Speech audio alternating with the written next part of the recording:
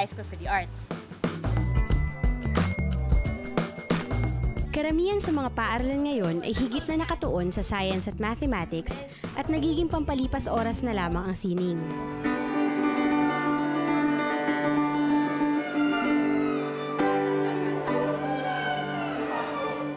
Iba sa mga ito ang Philippine High School for the Arts o PHSA, kung saan sining naman ang bida.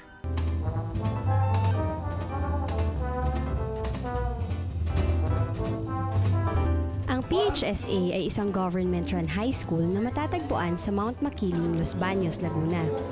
Sa paaralang ito, naglalaan ng mas maraming panahon sa paghasa ng talento sa sining ng mga kabataan. Kahanga-hanga ang ipinapakita ng mga mag-aaral sa mga majors nila na dancing,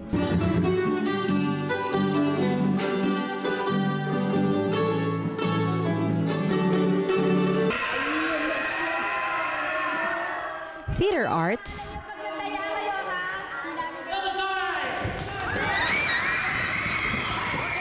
music,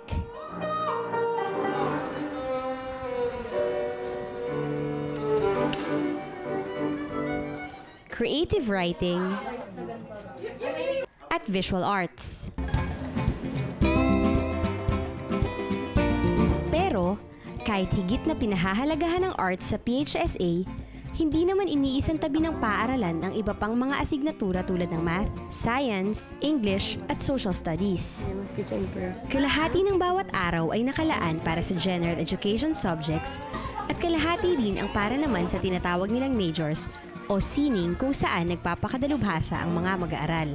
Taon-taon meron tayong mga art outreach, mga recitals, kailangan yan. Ang mga undergrad performances, imbitasyon sa labas na mag-perform, yung typical school, may exams, may quiz, mga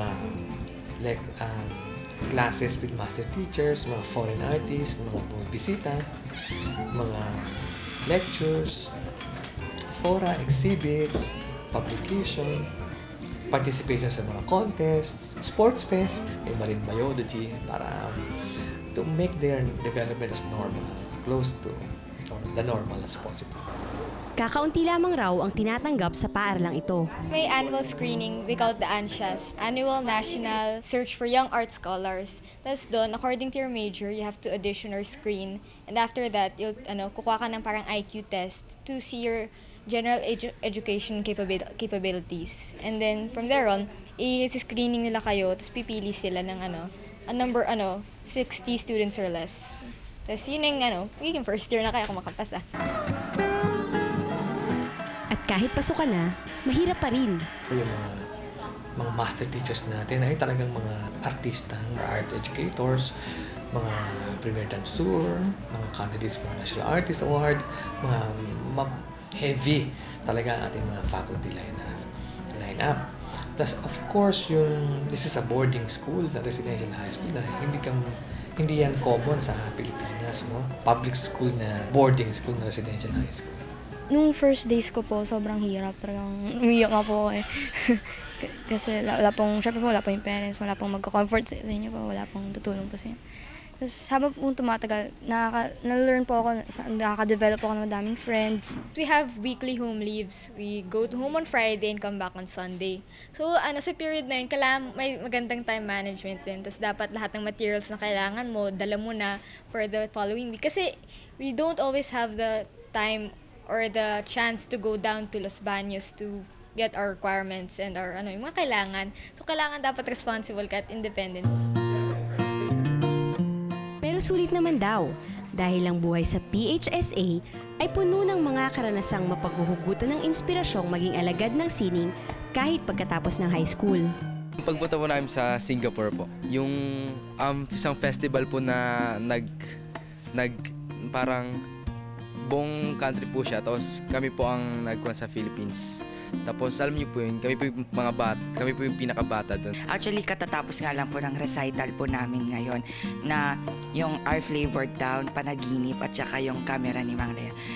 Di po talaga namin makakalimutan yun. Tapos ngayon, second year na po kami, madami na po talaga kaming pinagdaanan. Dito, nakatutok talaga sila sa iyo, sa craft mo, kung paano ka magi-improve. Tsaka yung mga performances din na nakakatulong sa'yo. Tapos marami ding pumupunta mga national artists, tas ibang mga artists din na nagbibigay ng mga workshop sa amin. Ang payo ko lang sa mga batang out there, yung mga graduating grade 6 or grade 7, kung naghahanap kayo ng isang alternative high school para sa inyong future education, ito ang i-consider ninyo ang Philippine High School for the Arts as one of your options. Kasi ito ang katanging-tanging eskwelahan, mataas na paaralan sa ating bayan na nag-specialize sa arts.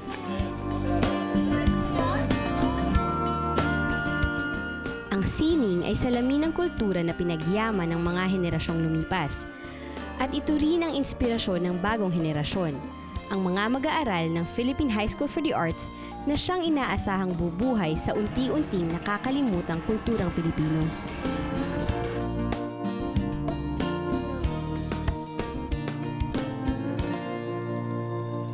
Ang Kabataan Express ay hatid sa inyo ng UNICEF.